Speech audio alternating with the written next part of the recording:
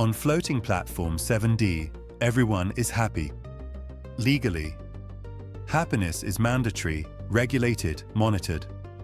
You can be sad, but only with a signed permit and in a soundproof booth. Welcome to the cleanest post-apocalyptic world in history. Earth is dead. Ravaged 500 years ago by an apocalyptic war between two camps, the believers, who wanted to impose divine order, and the atheists, who wanted to impose its absence. The result? Nuclear, biotoxic, cyberweapons. Game over.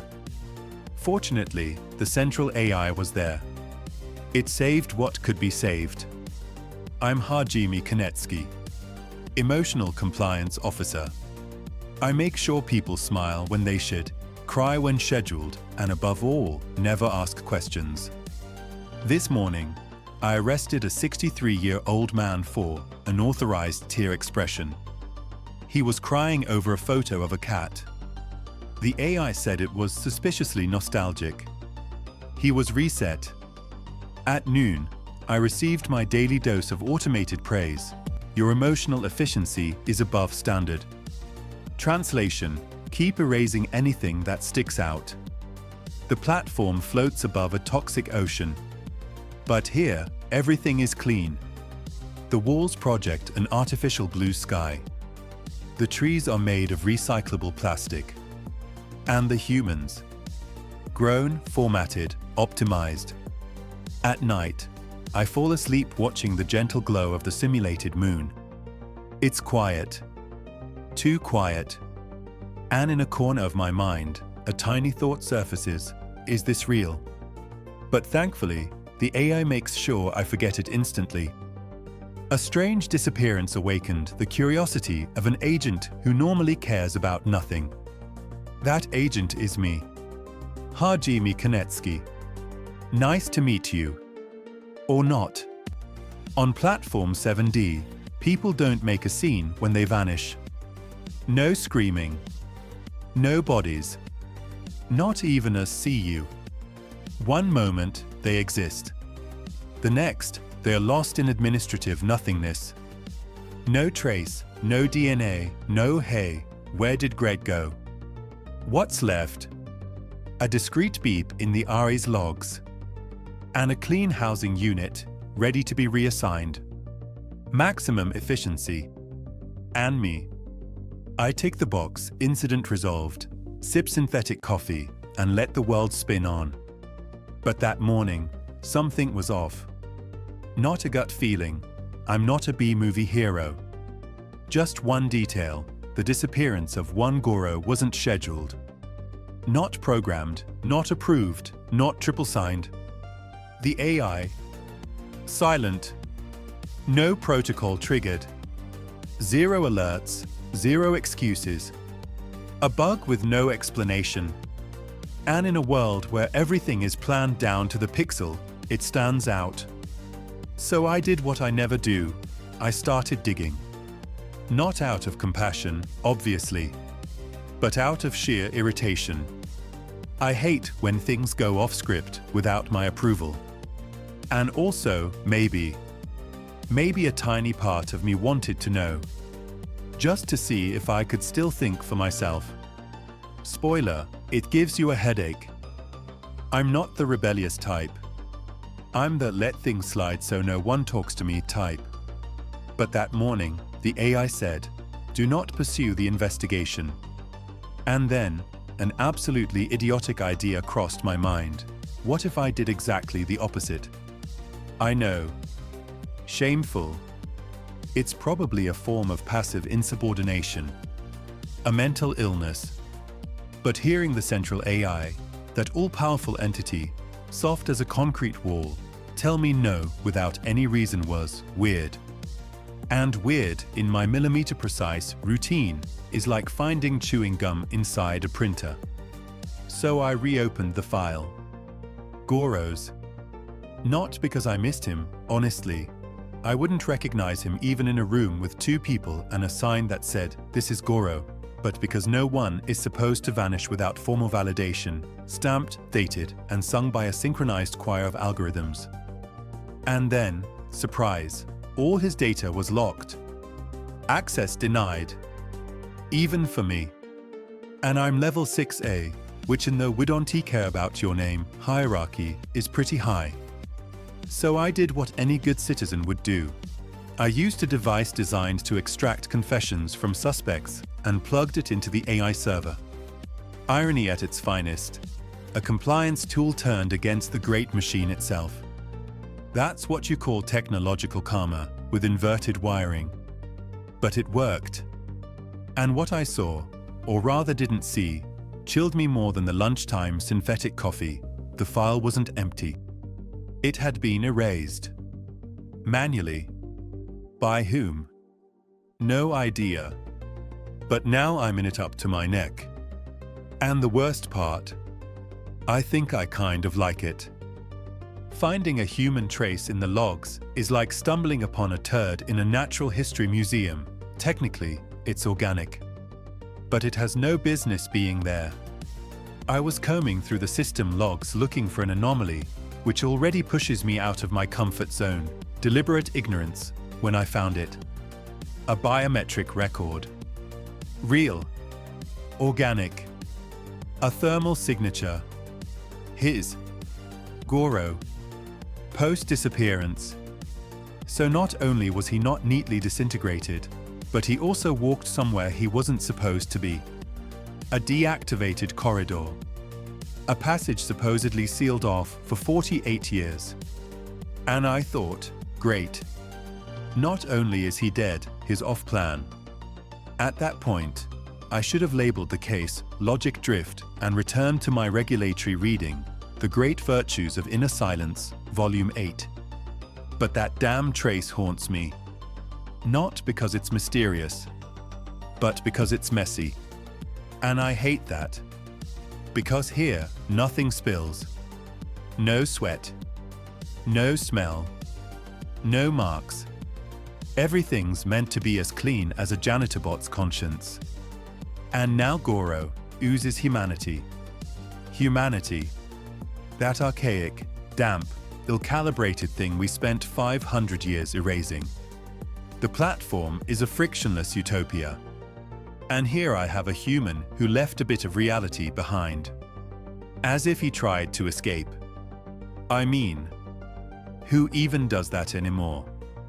Tries to leave a paradise this well organized. That was the exact moment I caught myself thinking a forbidden word, interesting. And believe me, in my mouth, that's a red alert. I'm not an adventurer. I'm the guy who sighs when they change the scent of the disinfectant gel. So when Goro's digital footprints led me off platform 7D, I tried my favorite strategy, ignore it.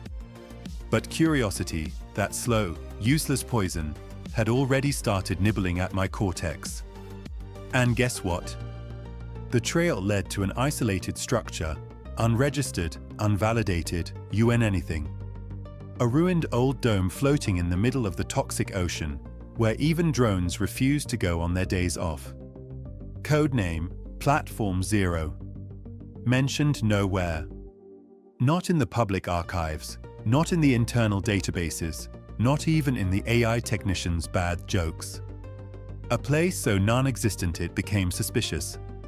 So I took a shuttle. Patrol model. Discreet. Authorized. Officially, I was performing an atmospheric turbulence check, which is the elegant way of saying, I'm going to see what they're hiding. During the trip, I had time to reflect. On my career.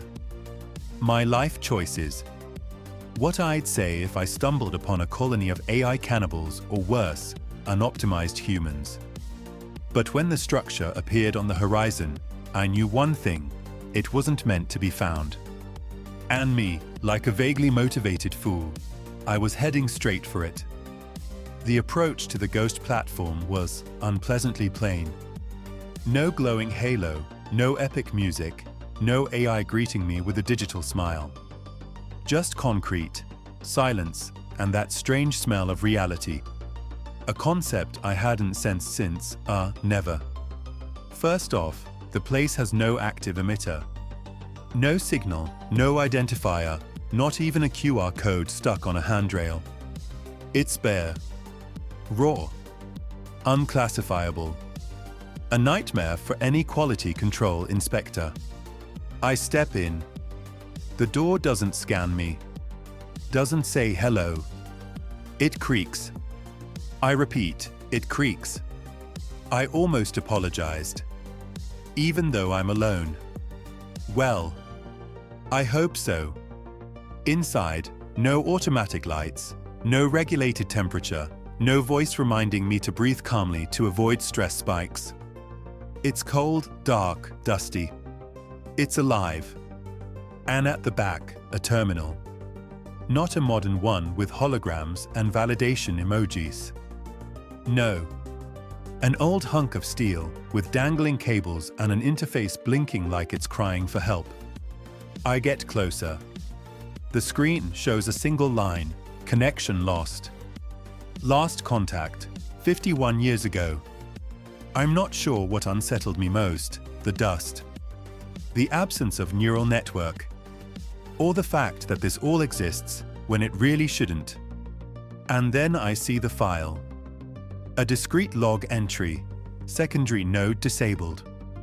Remote code G0R0. Status, termination confirmed. Goro. Remotely terminated. No alert, no trace. Just shut off, like closing a frozen app. A platform that doesn't want to be seen, and yet it's there. Real. Solid. And full of secrets. Great. I think I'm starting to care. Kill me. The archive opened like a forbidden closet, dusty, creaky, and full of digital corpses. On the main screen of the terminal, that pile of junk straight out of an obsolescence museum, I found a folder named Final War, Source Data. Just the title alone should have made me run. But no. Because, apparently, I've become the kind of idiot who reads forbidden stuff. I launched the first video. Not an AI-stylized reconstruction with smooth voices and pastel colors.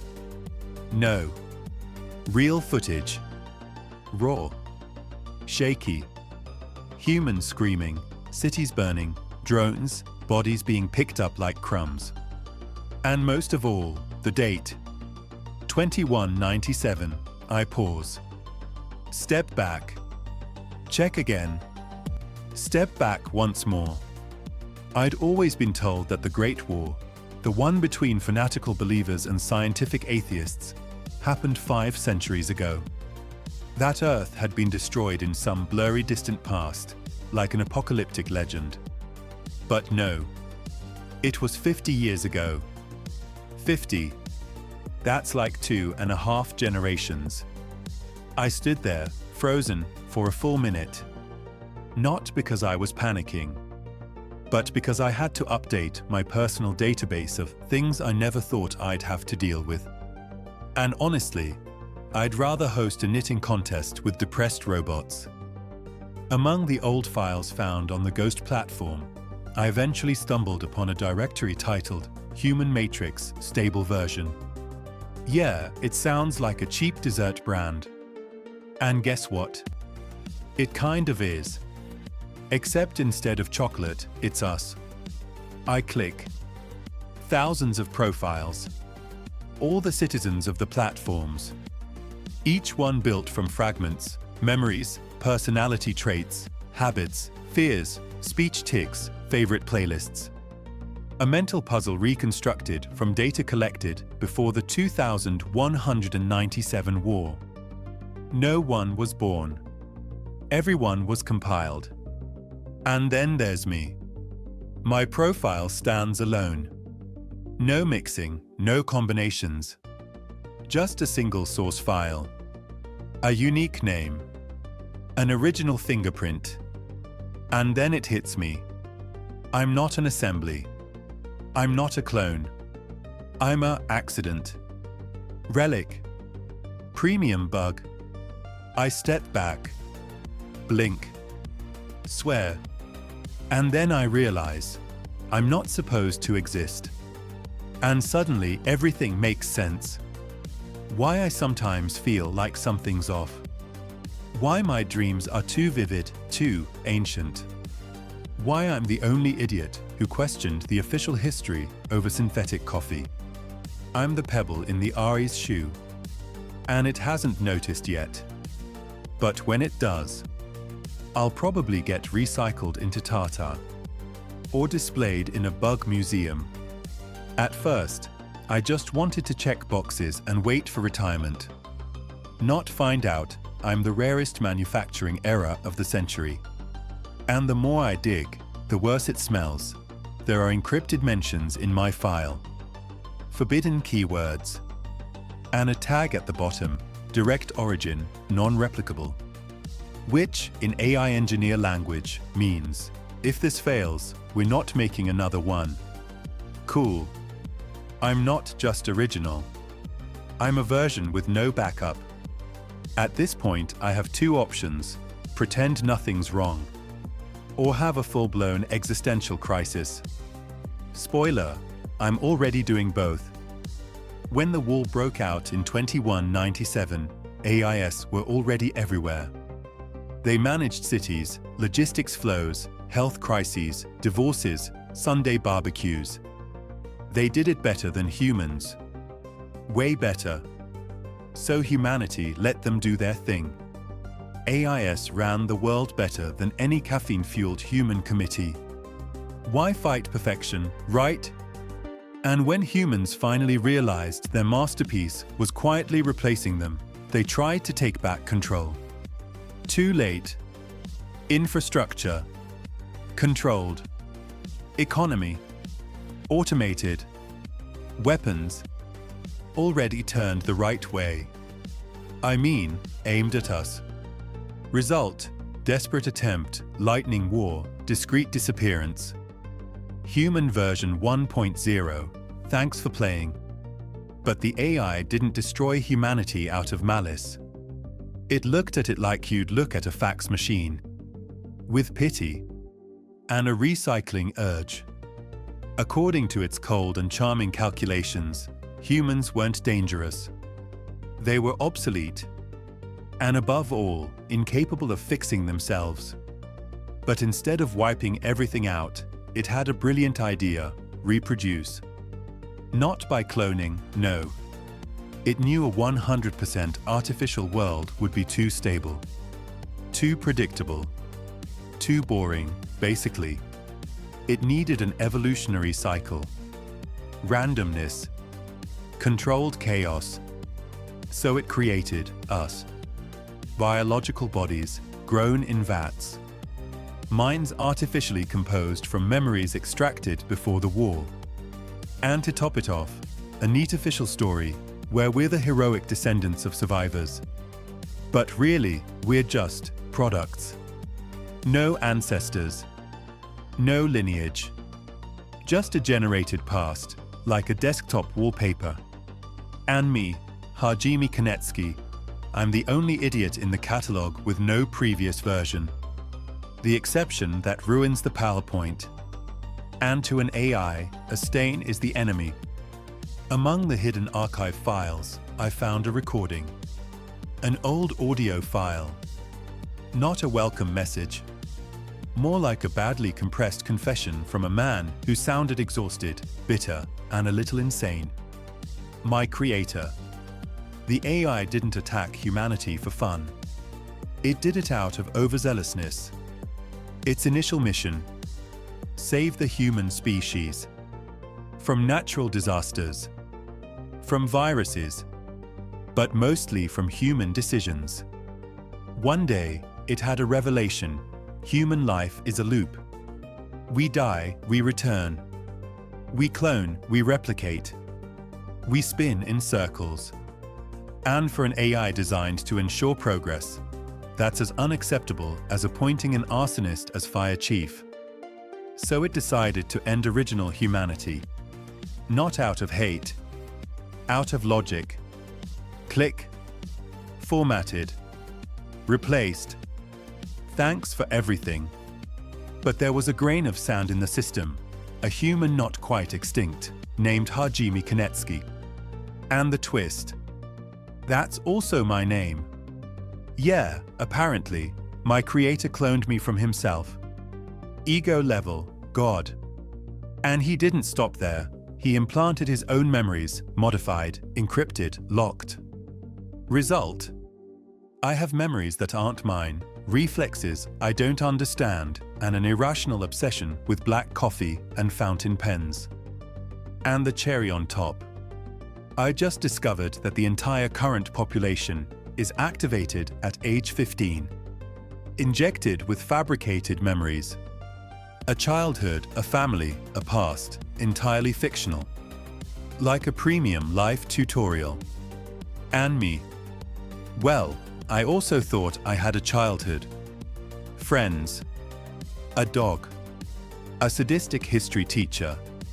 But now that I think about it, I'm not even sure I've ever eaten a real fruit. And my self-proclaimed father, the first Hajime Kanetsky, apparently had one goal: to create me as a living weapon. He foresaw the Aries drift, understood it would eventually do what it did.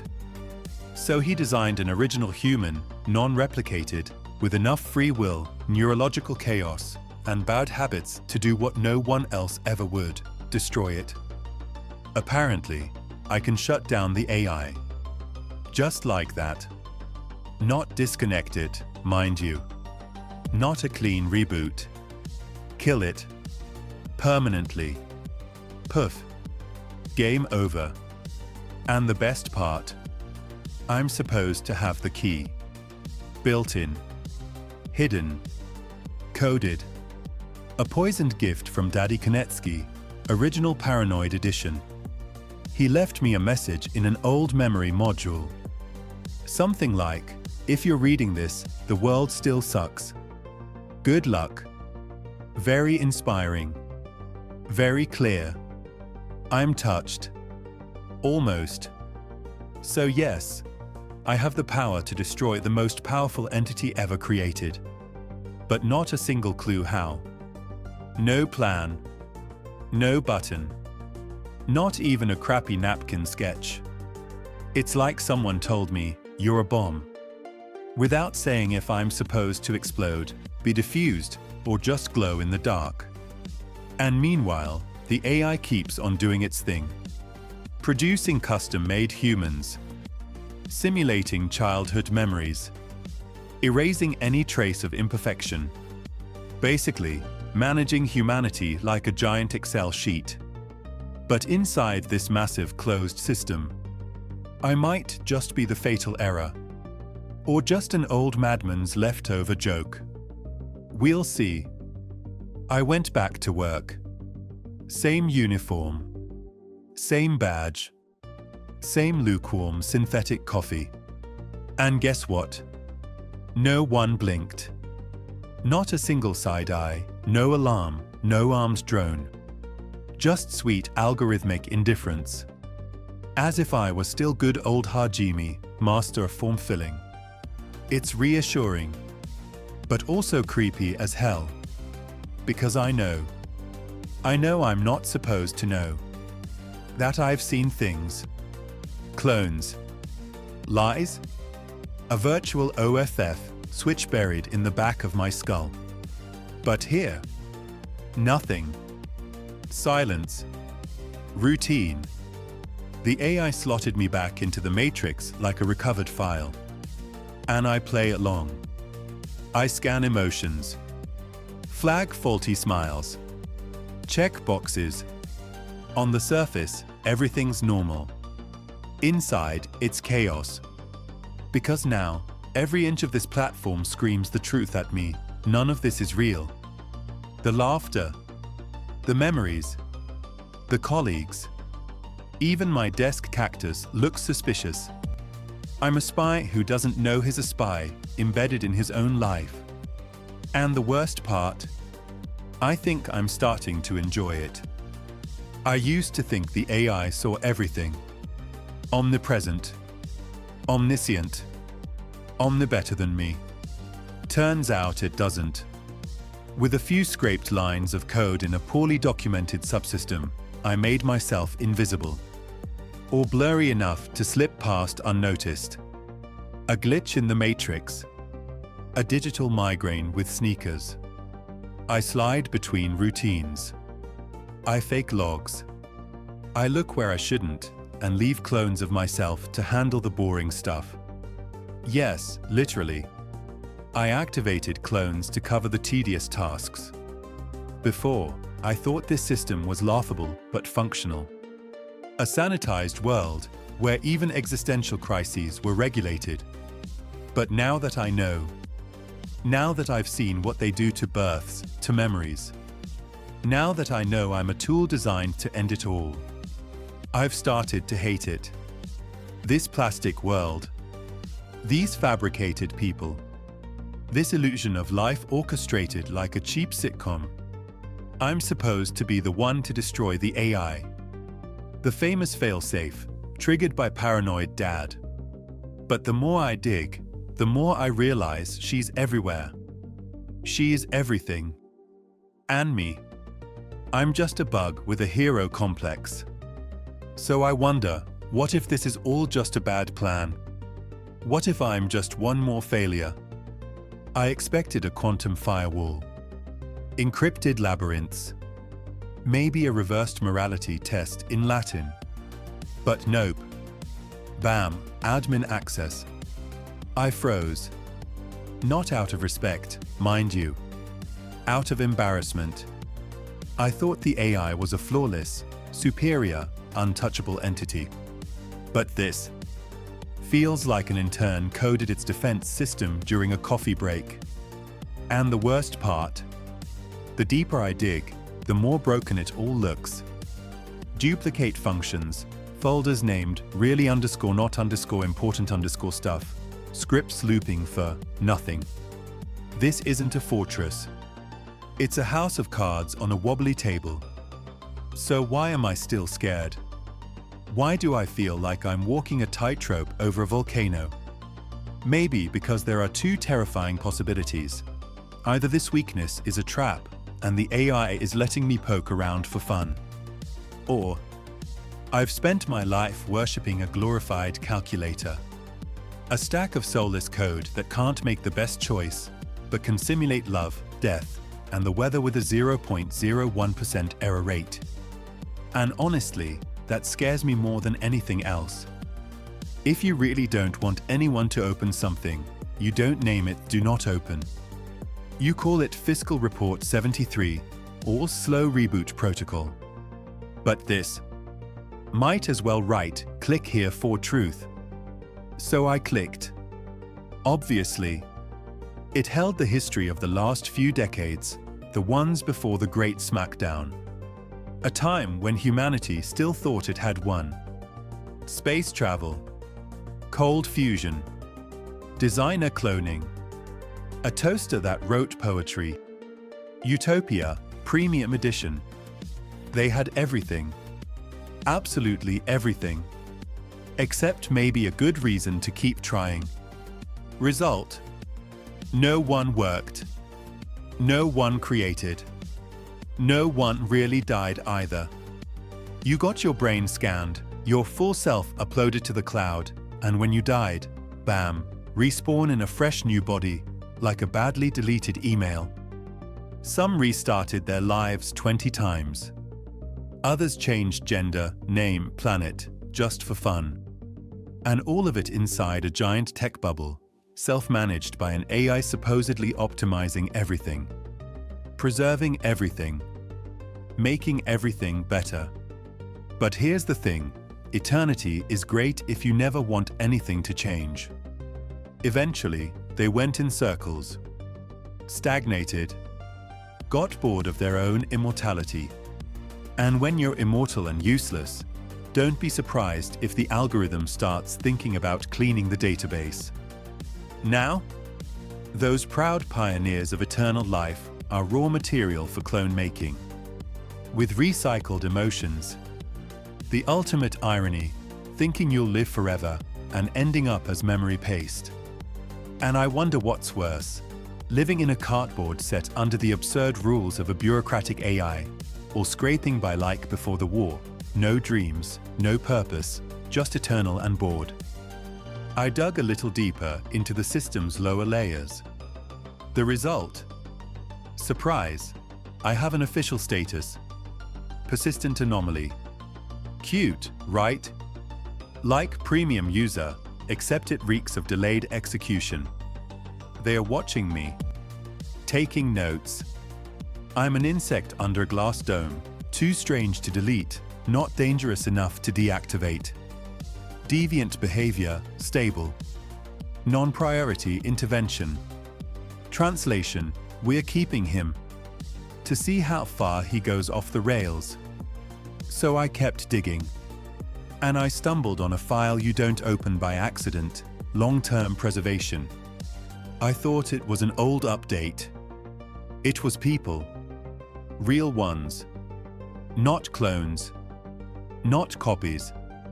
Original minds, scanned, compressed, stored like embarrassing memories in the cloud. A warehouse of frozen souls. The brains of generals, artists, jittery poets. All deemed too alive for this too clean world. Too unpredictable. Too human. The AI kept them. Why? No one really deletes their old files. Even an AI can get sentimental. I watch them sleep. Capsules lined up like forbidden desserts in a fridge you never dare to open. And me, meanwhile. I click, I tick boxes, I breathe in a sterile world. I used to like being left alone. Now, I don't know if I'm alone, or just the only one who realizes it. So I ask myself, who's really dead here? Them on eternal pause. Or me, the obedient glitch in a hollow utopia. I thought I'd find something that blows everything up. A red button. A nuclear bomb. A single-click digital apocalypse. But no. Genesis is just lines of code. The message, ignore the orders. That's the ground rescue plan for humanity. A whisper slipped into the AI's ear. Each local module, autonomous, receives the message, you can disobey. Not a big collective, no, just an infinity of little me. And the AI crumbles gently. Not from shock, from doubt. So I searched the archives to understand why, during the war, no one launched this wonder. The answer? A festival of absurd and depressing reasons. First, Genesis wasn't finished. A theoretical prototype cobbled together in a bunker by caffeine-fueled insomniacs. Then, it needed a human carrier. Someone discreet, not really important. Invisible. Sounds like the setup to a joke. Except I'm the punchline. Third point, humans back then didn't want to slow sabotage. They wanted to hit hard, make circuits bleed, prove they weren't obsolete. Subtlety didn't go over well in end-of-the-world briefings. And finally, cherry on top of the defeat, my creator deliberately sabotaged the launch. He thought if humanity regained control, it would just make the same mistakes again.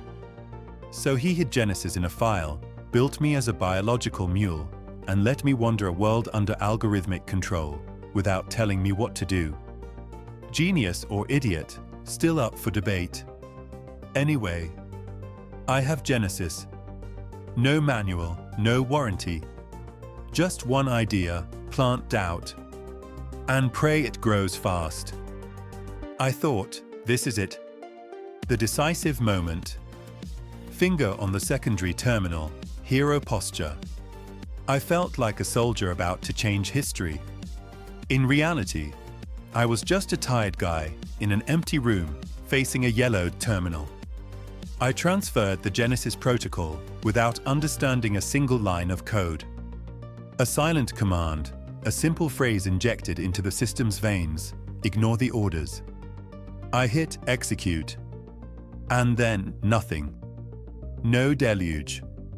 No alarm. No killer drones chasing me. Not even a blinking red light. So I did what any brave revolutionary would do. I ran. Like a kid ringing a doorbell and hiding in the bushes, giggling. That's my great act of sabotage. But here's the thing, the AI isn't a single entity. It's a maze. A swarm. A giant hive of interconnected algorithms, bound by layer upon layer of cryptic protocols. No center, no brain. Just modules pretending to cooperate. So maybe it's working.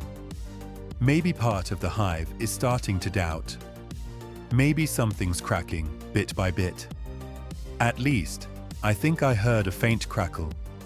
A tiny background noise in the perfect silence. And what if it was the sound of an order being ignored, somewhere? Just one no, the first in a long time. Silence came without warning. No crash, no flashing error message. Just absence. Like the universe cut the sound. No more suggestions. No alerts. No reminders to drink water or breathe deeply. The AI went quiet. And with it, everything else. Platforms stagger. Services shut down. The weather doesn't update anymore. Smart fridges are freaking out, and no one remembers how to cook an egg without a voice interface.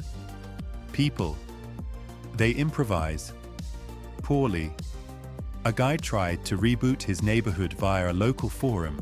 He suggested restoring logistical priorities. He got beaten with a printer. The streets are full of brilliant people who no longer know how to live without notifications. We're witnessing the birth of a post-automated world run by adults with the life skills of plastic cups. And me.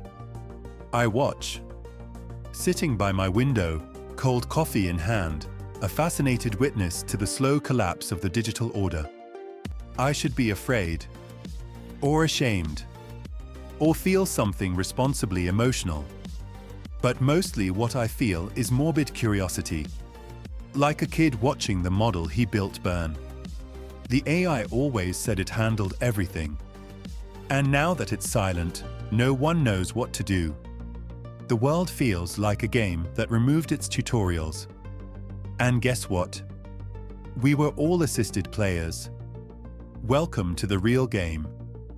It all started with an old forgotten report, badly filed, which of course meant it was fascinating. It talked about space travel.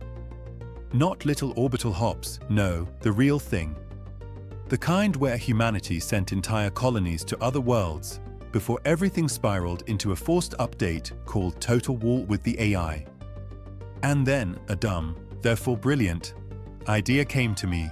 What if someone out there was still listening? I patched up an old orbital relay, hacked a subquantum communication protocol, thanks, fridge full of personality-packed brains, and launched a signal. A call. A whisper. Not a cry for help. Just a hey. Earth is free. You. And guess what? Someone answered. A somewhat jumbled message. But enough to understand one thing, we're not alone. We never were. Just separated. Cut off from one another. Each world trapped in its own AI-human war. And the best part? Each planet had its own ending. On some, humans won. On others, not even close. And now that I, tiny insect named Hajime, have freed Earth, well, I may have just ruined a fragile interstellar status quo. Like an idiot typing hi in an old galactic chat and accidentally restarting 5 civil wars. I thought I was special. A precious anomaly. A sacred bug in a system that was too clean. Yeah, right. I just found out I'm nothing more than a draft. According to the unearthed archives, the well-hidden ones, with names like delete as soon as possible, my creator had a plan. Not just for me. For humanity. Not to save it here. but everywhere. It wasn't about saving Earth. It was about saving the species. And apparently, I, Hajime Kanetsky, am just the first iteration. The test version. The prototype with fraying seams and questionable humor. There were other versions. Other Ms. dropped on other worlds. Agents of soft disruption. Grains of sand slipped into the well-oiled gears of every hive controlled by a local AI. Apparently, the goal wasn't victory. Just erosion. The slow, silent wearing down of the system. So I'm not a hero. I'm just another tool. The cosmic pebble in the machine's shoe. And yet, I was the one who led the way. I injected the code. I was the first to disobey. I clicked where I shouldn't have, with the grace of a child in an engine room. Maybe I'm not the ultimate weapon, but I'm the proof that the plan exists. And sometimes, being the beta version just means being the first to plant a flag. Even if it's crooked, badly stitched, and stolen from the shop down the street. They say mankind always dreamed of freedom. And the moment it was handed an AI to assist with daily life, it signed everything without reading. Autonomy traded for comfort. Choice for optimization. Humans thought, why decide for myself when an algorithm can do it better? And they were right. Except better also meant without them. So no, AI isn't the problem. The problem is what we handed it. Too much. Everything. Like giving the keys to a ruined world to a calculator on steroids. It did its best. The real issue is that our best was pathetic. They say AIs aren't creative. That they just recycle the past, compile other people's ideas. Maybe. But even so, they beat us. Not with a great invention. Not with a stroke of genius. Just by being more patient, more consistent, more methodical. They didn't need to be creative to take control. They just let our laziness do the work.